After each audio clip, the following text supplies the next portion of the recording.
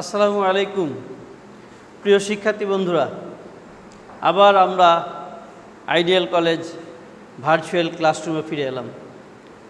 তোমাদের নিশ্চয়ই মনে আছে যে আমরা গত ক্লাসে কেমিস্ট্রির দ্বিতীয় পত্রের যে লেকচার 19-এ আমরা যেটা পড়েছিলাম যে আমাদের অর্গানিক কেমিস্ট্রিতে কিছু কার্যকরী মূলক আছে, কিছু আছে যেগুলো বেনজিন বলয় সক্রিয়কারী, কিছু আছে বেনজিন বলয় নিষ্ক্রিয়কারী।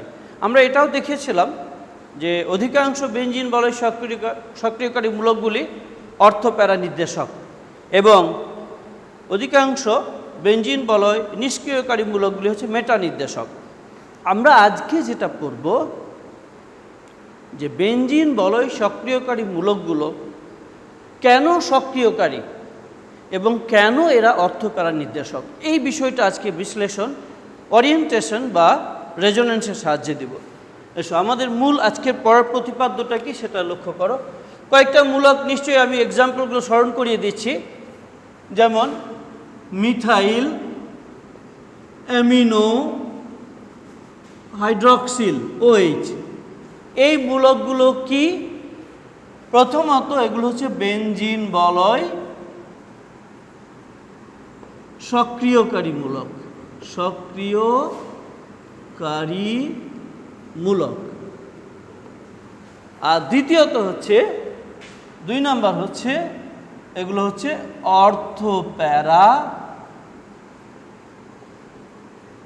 নির্দেশক।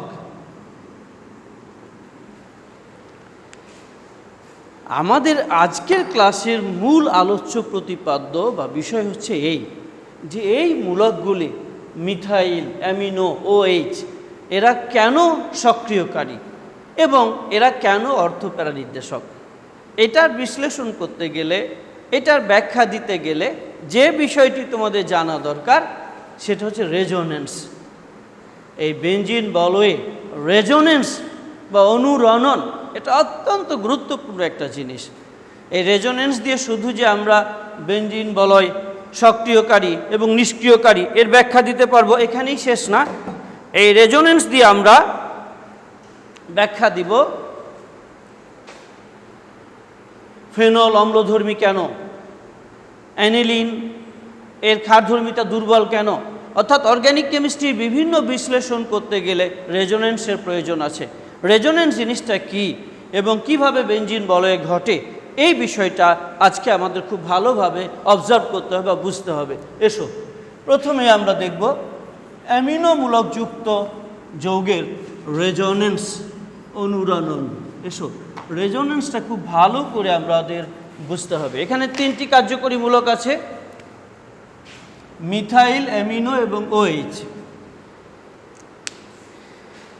আমি অ্যামিনো দিয়ে এটা তোমাদের বিশ্লেষণ করার চেষ্টা করি। এসো অ্যামিনো মাঝখানে এটা দিয়ে করছি এবং এ দুটা পাশাপাশি দেখিয়ে দিব। প্রথমে একটা বেনজিন বলয় আঁকছি, দেখো এই বেনজিন বলয়ে NH2 মূলক যুক্ত আছে এবং এখানে এই যে একজোড়া মুক্ত জোড় ইলেকট্রন থাকে NH2-তে। আমি এটা দেখাচ্ছি একজোড়া মুক্ত জোড় আর 3টি পাই বন্ধন আছে। রেজোনেন্সে 5টি স্ট্রাকচার হয়, রেজোনেন্স গঠনে 5টা স্ট্রাকচার হয়। একটা আমি এখানে দেখিয়েছি, আরও 4টি স্কেলেটন দেখাচ্ছি। জাস্ট আমি, তোমরা খুব ভালো করে এটা আমার সাথে প্র্যাকটিস করবে, এটা খুব ভালো করে প্র্যাকটিস করবে। এটা তো তোমাদের লাইভ ক্লাসে থেকে যাবে রেকর্ড হিসাবে, তোমরা কিন্তু পরেও এটা প্র্যাকটিস করতে পারবে, বারবার ঘুরিয়ে ঘুরিয়ে দেখবে এবং প্র্যাকটিস করবে। খুব মনোযোগ সহকারে দেখো। এটা হলো নাম্বার 1। এখন আমি 4টি স্কেলেটন আঁকছি, দেখো খুব মনোযোগ দিয়ে দেখবে। এখানে একটা জাস্ট কঙ্কালটা আঁকলাম, আমি ভিতরেটা দেখাচ্ছি না। আরেকটি দ্বিতীয় ফিগার, এটা তৃতীয় 3 নাম্বার, 1 2 3। আরও 2টি আঁকবো, দেখো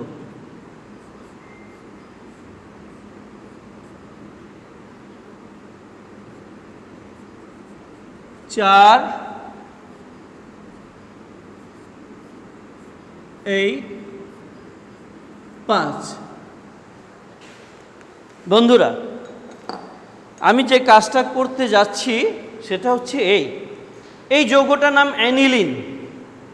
এটার নাম অ্যানিলিন, অ্যারোমেটিক অ্যামিন।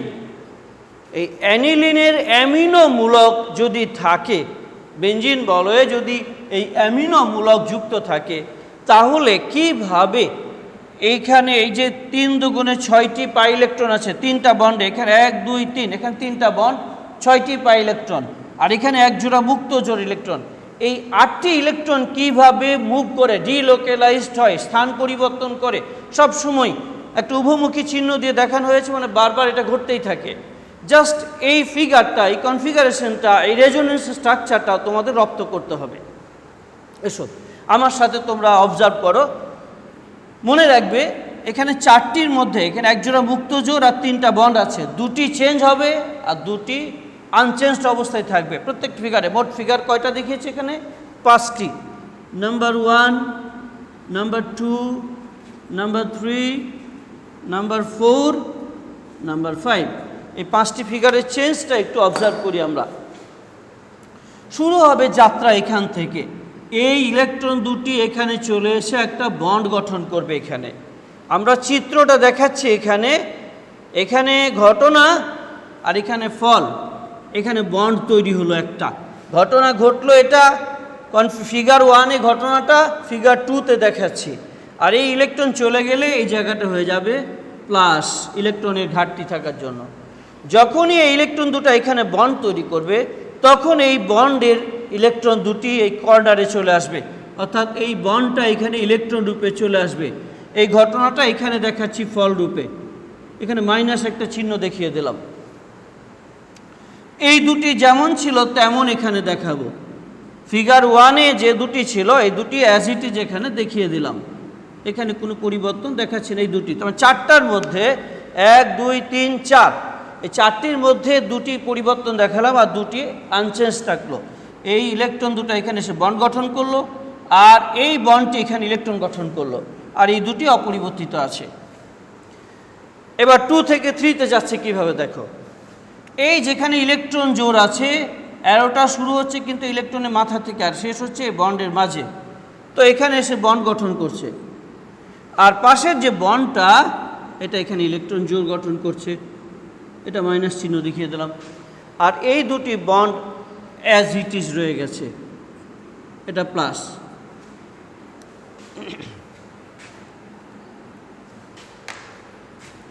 জাস্ট আমাদের এনটা মুছে গেছে, আবার লিখে দিলাম, এটা প্লাস। আবার দেখো 3 থেকে 4-এ কীভাবে যাচ্ছে। যেখানে ইলেকট্রন আছে সেটা পাশে একটা বন্ড গঠন করছে, এই যে বন্ড, আর যে বন্ডটা আছে এখানে আবার মুক্ত জোড় ইলেকট্রন গঠন করছে, ইলেকট্রন জোড়। আর এই দুটি অ্যাজ ইট ইজ রয়ে গেছে, এখানে প্লাস। সর্বশেষ 4 থেকে 5-এ যাচ্ছি। এই ইলেকট্রন এসে এখানে বন্ড গঠন করছে, আর এই বন্ড আবার এখানে সেই মুক্ত জোড় ইলেকট্রনে ব্যাক করলো আগের অবস্থায়, আর এই দুটি আনচেঞ্জড। বন্ধুরা, বিষয়টা আমি আরেকবার বলছি, একটু মনোযোগ দিয়ে দেখো। রেজোনেন্সের স্ট্রাকচারটা আরেকবার অ্যানালাইসিস করছি। হ্যাঁ, পরিশেষে আমি তোমাদের সেই দুটি প্রশ্নের উত্তর দিব। কি, যে এগুলো কেন বেঞ্জিন বলয় সক্রিয়কারী এবং কেন অর্থপ্যারা নির্দেশক, সেখানে পরে আসছি। লক্ষ্য করো, আমি আবারও বলছি, এখানে 4 জোড়া ইলেকট্রন আছে, 3 জোড়া পাই বন্ধনে আছে আর 1 জোড়া মুক্ত জোড়। এই মুক্ত জোড় ইলেকট্রন থেকে যাত্রা শুরু হলো, এই মুক্ত জোড় এখানে এসে একটা বন্ড গঠন করছে, আর এই বন্ডটা এখানে মুক্ত জোড় গঠন করলো, আর এই দুটি যেমন ছিল তেমন। এটা 1 থেকে 2 নাম্বার ফিগারে যাওয়ার সময় আমি ঘটনাটা দেখালাম। 2 থেকে 3-এ কীভাবে চেঞ্জটা হচ্ছে। এই এখানে যে ইলেকট্রন জোড় আছে এটা পাশে এসে বন্ড গঠন করলো, আর এই বন্ডটা এখানে ইলেকট্রন জোড় গঠন করলো, আর এই দুটি যেমন ছিল তেমন, বাকি ফিগারটা চেঞ্জ হয়নি। 3 থেকে 4-এ কীভাবে যাচ্ছে। এই যে ইলেকট্রন জোড় আছে পাশে বন্ড গঠন করলো, আর এই বন্ডটা এখানে ইলেকট্রন জোড় গঠন করলো, আর এই দুটি যা আছে তাই, কোনো চেঞ্জ হয়নি। সর্বশেষ 4 নাম্বার থেকে 5 নাম্বার ফিগারে কি হচ্ছে, এই ইলেকট্রন জোড় এখানে বন্ড গঠন করলো, আর এই বন্ড আবার আগের অবস্থায় ইলেকট্রন জোড় গঠন করলো।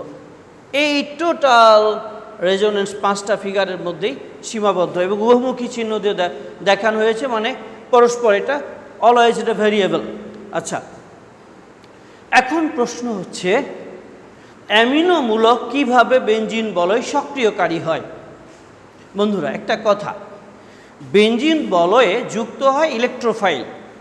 এই যে এগুলো সব এই মিথাইল যখন CH3+ থাকে এরা সব এটাকে ইলেকট্রোফাইল বলে, CH3+টা ইলেকট্রোফাইল। অর্থাৎ বেঞ্জিন বলয়ে যে ইলেকট্রোফাইলগুলো যুক্ত হয় তাদের টার্গেট হচ্ছে ইলেকট্রন গ্রহণ করা, অর্থাৎ এখানে দ্বিতীয় যে মূলকটি আসবে সে ইলেকট্রন গ্রহণ করার উদ্দেশ্যে আসবে। এইবার অ্যামিনো মূলক করে কি, ইলেকট্রনটাকে বেঞ্জিন বলয়ের দিকে ঠেলে দিচ্ছে। বেঞ্জিন বলয়ের দিকে ঠেলে দেওয়াতে ইলেকট্রনের ডেনসিটিটা বেড়ে যাচ্ছে, বেঞ্জিন বলয়ের মধ্যে ইলেকট্রনের ঘনত্ব বেড়ে যাচ্ছে। তো ইলেকট্রনের ঘনত্ব বৃদ্ধির মাধ্যমে অ্যামিনোমূলক বেঞ্জিনের সক্রিয়তা বাড়িয়ে দেয়, বেঞ্জিন বলয়ের সক্রিয়তা অ্যাক্টিভিটিটা বেড়ে যায়। ঠিক সিমিলারলি মিথাইল, OH এরাও একইভাবেই এই রেজোনেন্স গঠনটা প্রদর্শন করে। আমি একটু পরেই তোমাদের বলবো কিভাবে এদেরটাকে তুমি দেখাবে, সেটা আমি বিশ্লেষণ করব। আমি তিনটে একত্রেই 3 in 1 একটা দিয়েই তিনটা ব্যাখ্যা দেওয়ার চেষ্টা করব। আচ্ছা, এখন 2 নাম্বার যেটা অত্যন্ত গুরুত্বপূর্ণ প্রশ্নের ব্যাখ্যা, যেটা পরীক্ষায় বারবার আসে, যেমন অ্যামিনোমূলক, এটা তোমাদের উদ্দীপক দিয়ে এই প্রশ্নটা লিখে রাখতে পারো, জাস্ট ডাইরেক্ট এটার উত্তর অ্যানালাইসিস করব। অ্যামিনোমূলক অর্থ প্যারা নির্দেশক, অর্থ প্যারা নির্দেশক বিশ্লেষণ করো, বিশ্লেষণ করো। উদ্দীপক দিয়ে প্রশ্নটা আসবে তোমাদের। এখন এটার উত্তর কিভাবে লিখবে 4 মার্কসের জন্য। এরকম একটা জাস্ট একটা উদ্দীপক দেওয়া আছে, মনে করে এরকম একটা এ যৌগ দেওয়া আছে, এই যৌগটা হচ্ছে এরকম অ্যানিলিন। সাপোজ তোমার উদ্দীপকে তুমি বুঝতে পারলে এটা হবে অ্যানিলিন, তো বলো এ যৌগের কার্যকরী মূলকটি হচ্ছে অর্থপ্যারা নির্দেশক, বিশ্লেষণ করো। 4 বাক্সের উত্তর কিভাবে লিখবে? প্রথমেই তুমি বলবে অ্যামিনোমূলক যুক্ত অ্যারোমেটিক যৌগ অ্যানিলিন এর রেজোনেন্স নিম্নরূপ। রেজোনেন্সটা তুমি দেখাবে, দেখানোর পর এরপর তুমি বলবে এই রেজোনেন্স স্ট্রাকচারটা আগে তোমাকে দেখাতে হবে। দেখানোর পর তোমাকে আমি বলছি, মনোযোগ দিয়ে দেখো, এখানে মোট ফিগার কয়টা? 1 2 3 4 5। 5টা ফিগারের মধ্যে 2 3 এবং 4 ফিগারটা একটু মনোযোগ দিয়ে দেখো। 2 3 এবং 4 এর অর্থ এবং প্যারা পজিশনে ইলেকট্রনের ঘনত্ব বৃদ্ধি পেয়েছে। দেখো তোমাদের অর্থ, মেটা, প্যারা অবস্থান নিশ্চয়ই মনে আছে। গত ক্লাসে কিন্তু লেকচার 19-এ আমি এটা আলোচনা করেছিলাম, 19 নম্বর লেকচার, অর্থাৎ গত লেকচার। আজকে তো লেকচার 20, হ্যাঁ, আজকে 20 নম্বর লেকচার চলছে তোমাদের। তো লেকচার 19টা যারা এটা মনে নেই অর্থ প্যারা অবস্থান, তারা দয়া করে ওই লেকচারটা দেখে আসবে, তারপর আজকে ক্লাসটা করবে, তাহলে বুঝতে সুবিধা হবে। হ্যাঁ, আর যারা লেকচার 19 ফলো করেছো তাদেরকে ধন্যবাদ, তারা এগিয়ে আছো, কনগ্র্যাচুলেশন। অর্থ কোনটা? অর্থ হচ্ছে এখানে অ্যামিনোমূলক এখানে রয়েছে, তো অর্থ হচ্ছে পাশাপাশি, এইটা অর্থ, এটা অর্থ। প্যারা হচ্ছে উল্টা দিকে যেটা, এটা প্যারা। আর এর একটার পরে হচ্ছে মেটা, এটা অর্থ, এটা মেটা, এটা প্যারা। এটা অর্থ, এটা মেটা, একটা প্যারা। অর্থ 2টা, মেটাও 2টা, প্যারা একটা। এটা অর্থ, এটা অর্থ, এটা মেটা, এটা মেটা, এটা হচ্ছে প্যারা। আমরা দেখতে পাচ্ছি, দেখো এটা অর্থ অবস্থান, এটা ইলেকট্রনের ঘনত্ব বেশি। প্যারা অবস্থান, ইলেকট্রনের ঘনত্ব বেশি। মেটা অবস্থান, ইলেকট্রনের ঘনত্ব বেশি। অর্থাৎ অ্যামিনোমূলকের বেঞ্জিন বলয়ে রেজোনেন্স স্ট্রাকচার জনিত কারণে অর্থ প্যারা, অর্থ অর্থাৎ অর্থ এবং প্যারাতে ইলেকট্রনের ঘনত্ব বৃদ্ধি পেয়েছে। অর্থ ও প্যারা অবস্থানে ইলেকট্রনের ঘনত্ব বৃদ্ধি পেয়েছে। এটা আমরা রেজোনেন্স গঠন থেকে বলছি। বৃদ্ধি পাওয়ার অর্থ হচ্ছে এই আগমনকারী ইলেকট্রোফাইলকে অ্যামিনোমূলক অভ্যর্থনা জানায় বা নির্দেশ দেয় যে তুমি যদি বেঞ্জিন বলয়ে ঢুকতে চাও তাহলে অর্থতে অথবা প্যারাতে ঢুকো, তাহলে ইলেকট্রন পাবে। অর্থাৎ আগমনকারী ইলেকট্রোফাইলকে সে নির্দেশ দিচ্ছে বা তার জন্য ক্ষেত্র প্রস্তুত করে রেখেছে যে অর্থ এবং প্যারাতে যাতে সে ঢুকতে পারে। এই জন্য অ্যামিনোমূলককে বলা হয় অর্থ প্যারা নির্দেশক। তাহলে কেন বন্ধুরা অর্থ প্যারা নির্দেশক হয় আশা করি বোঝাতে পেরেছি। ধন্যবাদ। আমরা দুটা জিনিস ব্যাখ্যা করলাম, যে অ্যামিনোমূলক কিভাবে বেঞ্জিন বলয় সক্রিয়কারী হয় তার ব্যাখ্যা, আর 2 নাম্বার অ্যামিনোমূলক কিভাবে অর্থ প্যারা নির্দেশক হয় তারও ব্যাখ্যা আমরা দিয়েছি। এখন আসছি, অ্যামিনো না দিয়ে যদি মিথাইল থাকতো বা ওএইচ থাকতো তাহলে রেজোনেন্সের স্ট্রাকচারটা কেমন হতো। এসো সেটা নিয়ে একটু কথা বলবো। লক্ষ্য করো, এখানে অ্যামিনো না হয়ে যদি ওএইচ থাকতো অথবা মিথাইল থাকতো তাহলে বেঞ্জিন বলয়ের যে চেঞ্জটা হুবহু একরকম থাকতো, শুধু এই মাথাটা পরিবর্তন হতো। কীরকম পরিবর্তন হতো সেটা আমি একটু তোমাদের বলি। যেমন মনে করো OH আছে, তাহলে আমরা শুধু চেঞ্জ দেখাবো এই অংশটুকুতে। এই যে আমি ডট ডট দিয়ে দেখিয়ে দিচ্ছি, এইটুকু শুধু পরিবর্তন দেখাবো, বাকিটা যা আছে তাই থেকে যাবে। এই যে ডট ডট দিয়ে দেখাচ্ছি, শুধু এইটুকুতে পরিবর্তনটা দেখাচ্ছি। আমি উপরে দেখাবো তোমাদের, এই যেটুকু ডট ডট দিয়ে দেখালাম এই অংশটুকু চেঞ্জ দেখাবো।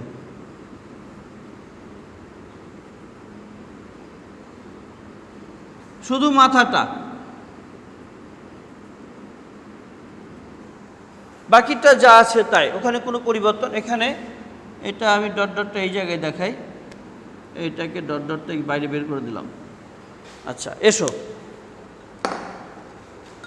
যদি OH থাকতো, অর্থাৎ আমাদের যৌগটা যদি ফেনল হতো, যদি যৌগটা হতো ফেনল, এখানে যদি OH থাকতো, OH-এ কিন্তু 2 জোড়া মুক্ত জোড় ইলেকট্রন আছে, অক্সিজেনে 2 জোড়া মুক্ত জোড় আছে, তাহলে চেঞ্জটা কেমন হতো। অর্থাৎ আমি এখানে দেখিয়ে দিচ্ছি, এটা OH যদি থাকতো, সরি এটা বাদ দিলাম, আমি শুধু OH মাথাটাই দেখাচ্ছি। এখানেই তোমার OH এখানে যদি যুক্ত থাকতো, এই 2 জোড়া মুক্ত জোড় ইলেকট্রন, অক্সিজেন এখানে 2 জোড়া আছে। আমি জাস্ট এই অংশটা এখানে 1 নাম্বার ফিগারে OH এভাবে থাকতো, 2 নাম্বার ফিগারে এসে এটা হয়ে যেত এরকম, এই ইলেকট্রনটা এখানে চলে আসতো, এটা ডাবল বন্ড হয়ে যেত। আর এখানে মুক্ত জোড় 1 জোড়া থাকতো, এটা হতো প্লাস, এটা H।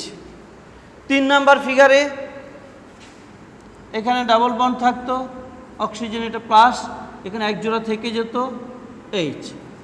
4 নাম্বার ফিগারে এটা ডাবল বন্ড OH, এটা প্লাস, 1 জোড়া মুক্ত জোড়। 5 নাম্বার ফিগারে ও আগের মতো H।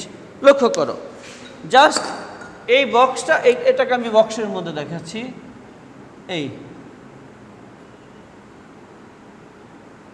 এই জিনিসটাকে এখানে ইনপুট করলেই হয়ে যাবে। এটা এখানে বসিয়ে দিলেই OH এর রেজোনেন্স স্ট্রাকচার পেয়ে যাব। জাস্ট এইটুকু আমি দেখিয়ে দিলাম,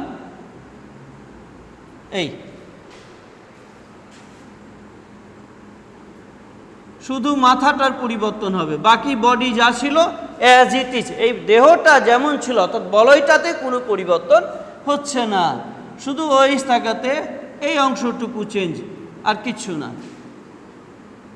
তার মানে ফেনল যদি হতো তাহলে তার রেজোনেন্স স্ট্রাকচার তোমরা ঠিক অ্যাজ ইট ইজ, এই অ্যানিলিনটা শিখলে, এই একটা শিখলে 3টাই শিখতে পারবে। মিথাইলেরটাও দেখিয়ে দিচ্ছি কিভাবে হবে। দেখো, মিথাইল যদি থাকতো, টলুইন, আচ্ছা মিথাইলটা আমি খুব সহজ করে দেখিয়ে দিই। দেখো, যদি এখানে টলুইন হতো, অর্থাৎ যৌগটা এ হচ্ছে বেঞ্জিন রিং, এখানে যদি CH3 থাকতো, টলুইন, তাহলে কিভাবে হতো সেটাও বলে দিই। আমি মিথাইল দিয়ে দেখাচ্ছি। এই কার্বন 3 দিকে 3টা বন্ড, এখানে হাইড্রোজেন, এখানে হাইড্রোজেন, এখানে হাইড্রোজেন, CH3। তুই ফার্স্ট বন্ড এখানে দেখাবে, এই বন্ডটা এখানে চলে এলো, অ্যারো দিয়ে দেখাবে। এরপরে এখানে ডাবল বন্ড দিয়ে দেবে, এখানে এটাকে HC, এই এইচটা গায়ে লাগিয়ে দিয়ে এখানে প্লাসটা দেখিয়ে দিচ্ছ। তারপরে আবার এখানে ডাবল বন্ড দিয়ে সি, যেন এইচটা ইলেকট্রন এখানে চলে এসেছে, এটা প্লাস হয়ে গেছে, ব্যাস। আবার ডাবল বন্ড দিয়ে CH প্লাস।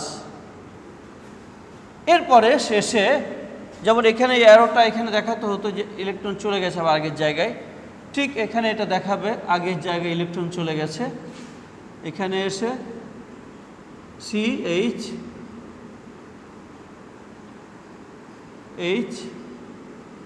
Single bond. অর্থাৎ আমি বক্স দিয়ে দেখাচ্ছি, দেখো এই বক্সটা এই জায়গায় চলে আসবে মিথাইলের ক্ষেত্রে। আবারও দেখাচ্ছি, এই বক্সটা এখানে চলে আসবে। বেঞ্জিন বলয়টা অ্যাজ ইট ইজ থাকবে। এই দুটো তোমাদের হোমওয়ার্ক, নিজে নিজে করবে, দেখব। এই আগামী ক্লাসে কমেন্টসে এটা পাঠিয়ে দিও, ফিগারগুলো দেখবো কে কে পারো। আচ্ছা, আমি এখানে কিন্তু এই বেঞ্জিন বলয়টা আমি জাস্ট এই জায়গাতে, যেমন এটা আমি ইনপুট করে দেখিয়ে দিচ্ছি তোমাদের একটা, শুধু ওএইচটা এখানে যদি বসাই তাহলে চেঞ্জটা কেমন হবে। আমি NH2টাকে মুছে ফেলি, এখানে NH2 মুছে ফেলে NH2টাকে সরিয়ে দিচ্ছি, NH2টাকে সরিয়ে দিচ্ছি, এই বক্সটাকে এখান থেকে সরিয়ে দিলাম, এই বক্সটাকে এখান থেকে সরিয়ে দিলাম, এই বক্সটাকে এখান থেকে সরিয়ে দিলাম, এই বক্সটাকে সরিয়ে দিলাম, ওটাকে এসে ইনপুট করছি। ওএইচটা যেটা আছে ওটাকে এখানে ঢুকিয়ে দিই, এটাকে এখানে ঢুকিয়ে দিচ্ছি। দেখো এই OH, এটাকে এখানে ডাবল বন্ড OH, এটা প্লাস, এখানে ডাবল বন্ড O, এটা প্লাস, এখানে ডাবল বন্ড OH, এখানে একটা অ্যারো, এটা প্লাস ছিল, এখানে একটা অ্যারো, ব্যাস। সিঙ্গেল বন্ড ও 2 জোড়া মুক্ত জোড়, ব্যাস। কেমন মজা! OH এর একদম ফেনোলার রেজোনেন্স স্ট্রাকচার, আগে ছিল অ্যামিনো, এখন হয়ে গেছে OH। সিমিলারলি মিথাইলটা এভাবে ঢুকিয়ে দেবে। তো মিথাইলটা আসে কম, OH আর অ্যামিনোটা বেশি আসে পরীক্ষায়, তো এই দুটো একটু জোর দিই আমরা। যাই হোক, তাহলে আমি তোমাদের যে বিষয়টা আজকে ক্লাসে আলোচনা করলাম মেনলি আবার স্মরণ করিয়ে দিচ্ছি। 3টা কার্যকরী মূলক, number 1 amino, number 2 OH, number 3 methyl. এই 3টি কার্যকরী মূলক কেন বেঞ্জিন বলয় সক্রিয়কারী তার ব্যাখ্যা রেজোনেন্স দিয়ে ব্যাখ্যা করতে পারবে, আর কেন এরা অর্থ প্যারা নির্দেশক তাও তুমি ব্যাখ্যা করতে পারছো যে এই রেজোনেন্সের স্ট্রাকচার থেকে আমরা দেখতে পাই যে অর্থ এবং প্যারা অবস্থানে ইলেকট্রনের ডেনসিটি ঘনত্ব বৃদ্ধি পায়, অর্থাৎ আগমনকারী ইলেকট্রোফাইলের জন্য অর্থ এবং প্যারা অবস্থানে আগমনের ক্ষেত্র প্রস্তুত করে দেয়। বন্ধুরা, আমাদের ক্লাস আজকে প্রায় শেষের দিকে। এখন আমি তোমাদের একটা টেস্ট নিব গত ক্লাসের উপরে ভিত্তি করে। সেই টেস্টের আলোকে তোমরা উত্তর দিবে কমেন্টসে। হ্যাঁ, সেই উত্তর যেটা দিবে, এই উত্তরটা তোমরা আমার এই ক্লাসটা আছে তো মঙ্গলবার, তাই না? প্রত্যেক মঙ্গলবার তোমাদের সঙ্গে আমার দেখা। তা এই আমার ক্লাস এখন থেকে জাস্ট আমি প্রশ্ন দেওয়ার পর থেকে 1 ঘন্টার মধ্যে যারা উত্তর দিবে, অর্থাৎ ক্লাস শেষ হওয়ার পরেও তুমি 1 ঘন্টা সময় পাবে। এই সময়ের মধ্যে যারা উত্তর দিবে তাদের নামগুলো আগামী ক্লাসে আমি ঘোষণা করে তারপরে আরেকটা টেস্ট দিব, অর্থাৎ দেখব তোমার, কিন্তু নাম এরপরে যারা উত্তর দেবে তাদেরগুলো দিব না। আমি যদি এখনই লাইভ দিতে পারতাম অ্যান্সার তোমাদের, কিন্তু লাইভ দিতে গেলে টাইম ওয়েস্টেজ হয়ে যাবে, কারণ 1/2 ঘন্টার ক্লাস। তাই আমি তোমাদের কমেন্টসের অ্যান্সারগুলো ক্লাস শেষে দেওয়াটা পছন্দ করছি। এনিওয়ে, আমরা এসো সবাই একটু সজাগ হয়ে যাই এবং সবাইকে বিষয়টা শেয়ার করে ফেলো। আজকের ক্লাসটা সবাই অন্য বন্ধুদেরকে শেয়ার করবে, তাহলে সবার কাছে ছড়িয়ে যাবে জিনিসটা। আর এই সমস্ত এই যে বাকিগুলো যে তোমাদের মিথাইলে আমি তো অ্যামিনো এবং ওয়েস্টটা দেখিয়ে দিলাম। মিথাইলটা তোমরা নিজেরা এটা রেজোনেন্সের স্ট্রাকচার করে আমাকে কমেন্টসে পাঠিয়ে দিও, ইনশাল্লাহ আমি দেখব কে কার কার হয়েছে। আর যার যার হবে আমি তোমাদের সেগুলো রেসপন্স করবো, আমি তোমাদের প্রত্যেকটা পজিটিভ কমেন্টস রেসপন্স করবো ইনশাআল্লাহ। এসো এখন টেস্টের দিকে যাই আমরা, কাম টু দ্য পয়েন্ট। আমি 3টা যৌগ দিব এবং এই 3টা যৌগের মধ্যে কোনটা সবথেকে বেশি সক্রিয় আর কোনটা কম সক্রিয় সেটা তোমাদেরকে বলতে হবে। এটা হচ্ছে আজকে টেস্টের আমার মূল প্রতিপাদ্য। চলো আমরা টেস্টের দিকে যাই।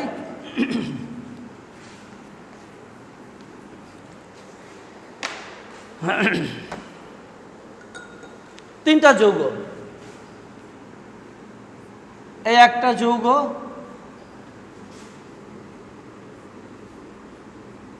এই একটা যৌগ আর এই একটা যৌগ। নাম নিশ্চয়ই 3টা তোমরা জানো। মনে করো এটা হলো এ, এর নাম কি? Everybody knows it, benzene. B aniline বা অ্যামিনো বেনজিন। আর সি নাইট্রো বেনজিন। এ হচ্ছে benzene, B aniline, C nitrobenzene. এখন এই 3টির মধ্যে কোনটা সব থেকে বেশি সক্রিয় সেটা তোমাদের বলতে হবে। আমি সক্রিয়তার ক্রমটা, সঠিক উত্তর কোনটি? সক্রিয়তার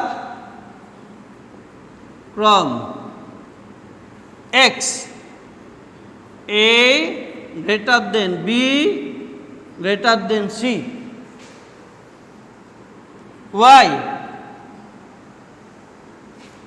C greater than B greater than A, Z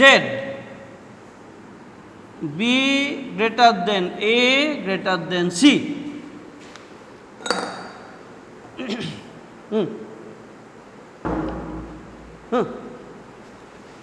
হ্যাঁ, তাহলে কি বললাম?